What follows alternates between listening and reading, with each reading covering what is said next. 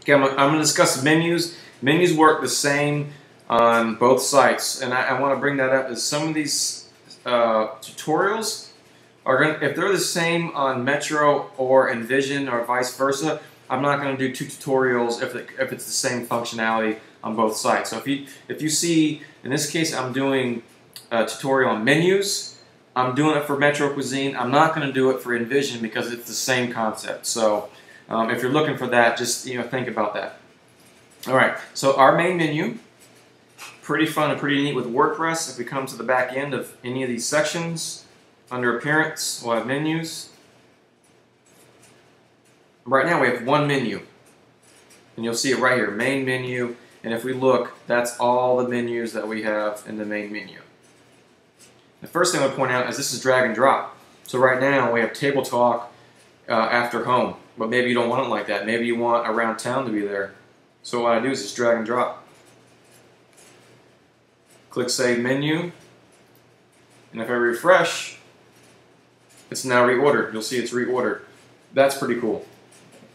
The other thing is each individual, and I'm going to put this back actually, each individual page, or excuse me, menu item, you can open it up and you can actually do a couple more things to it. Navigation label, change, and title attribute.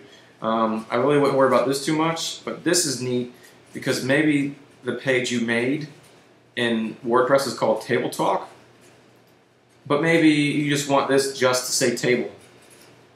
So I can just delete that and update it, and that'll be that. It'll actually save it to just be table. Save. What do we got? Just table. Okay, so you can actually play around with that. That's great for SEO and maybe shortening your menu if it's too long and that kind of stuff. Now the next thing is, how do we get pages added to the menu? Right now, we're at the end. It's pretty much running out of space. We might be able to fit one more in there. But to do that, we look on the left, and we're going to see all the, ignore these slider and these videos, but what we really want to look at is categories, pages, and posts. Okay? I noticed my posts weren't showing, so we look here, we don't see posts. I don't need these stupid videos or whatever else, so I can come up here and I can take care of that like I've shown you before. So I'm going to get rid of videos, slider, and add posts. Close that.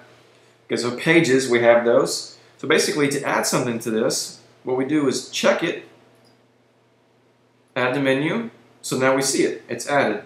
Save menu. Refresh.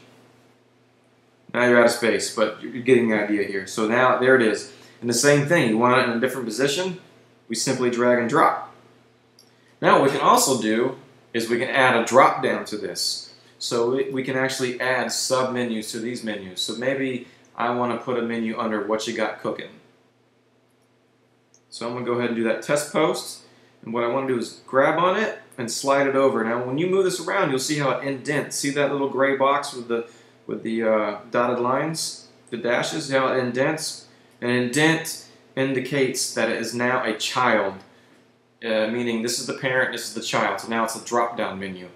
So let me go ahead and add, this is a post as well. I'm going to put that the same way, if I can get it in there. Save it.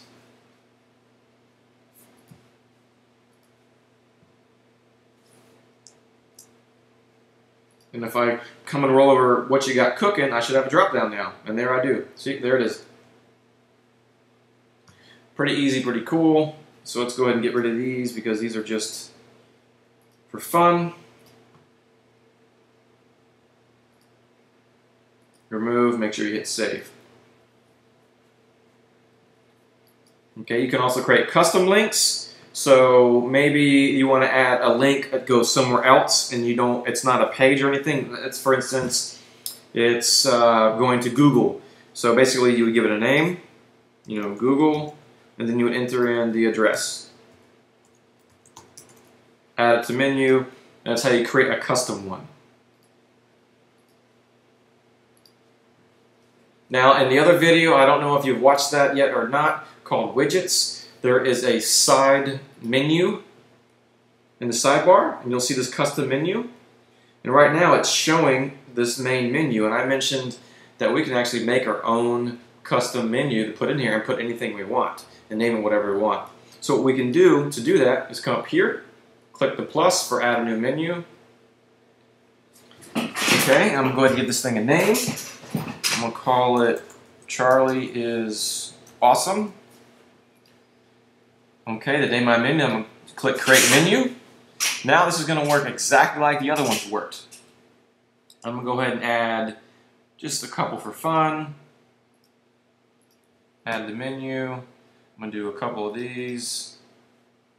Save it. Oops. Okay, that's okay, it doesn't matter. Anyways, now I have a new menu, Charlie is Awesome. But if we come to the home page or anywhere on the site and we refresh, we don't see it. It's not in the sidebar, it's not anywhere. So reverting back to the widgets that we discussed in another tutorial, hopefully you've watched that by now because it'll make more sense this way. I can now add a menu or edit the existing one. I'll call it whatever, my links.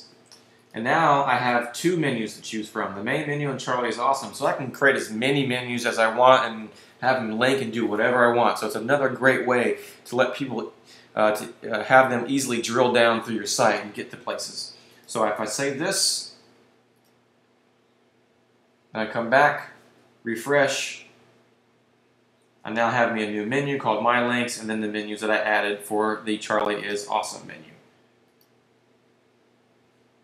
Okay, that's about it for menus.